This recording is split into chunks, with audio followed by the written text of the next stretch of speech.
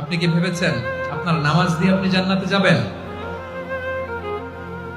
আপনি তাহাজ্জুদ গুজার সেজদা দিতে দিতে কপালে দাগ ফেলেছেন, এটা আপনারা জান্নাতে নেবে না। আপনি এলাকার সবচেয়ে বড় হাতেমতাই দানশীল, এই দানের ভরসায় বসে আছেন। কুশিন কালো আমাদের নামাজ, আমাদের রোজা, আমাদের ইবাদত, এগুলোকে মিজানের পাল্লায় উঠালে কোনো ওজনই হবে না। তবে আমাদের একটা কৌশল জানা আছে, আমরা আল্লাহর রহমতের ভিখারি।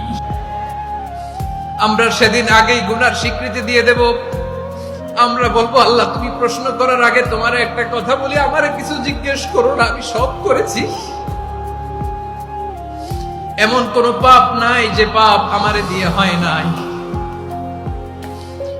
তোমার রহমত দিয়ে তুমি জান্নাতে পাঠাবা, তোমার দয়ায় জান্নাতে যেতে চাই, আমল দিয়ে না। পারবেন বলতে? কিয়ামতের দিন আমরা বলবো, আল্লাহ আমার আমল দিয়ে জান্নাত চাই না, আমি তোমার দয়া দিয়ে জান্নাত চাই। তোমার দয়া ছাড়া আমার কোনো উপায় নাই।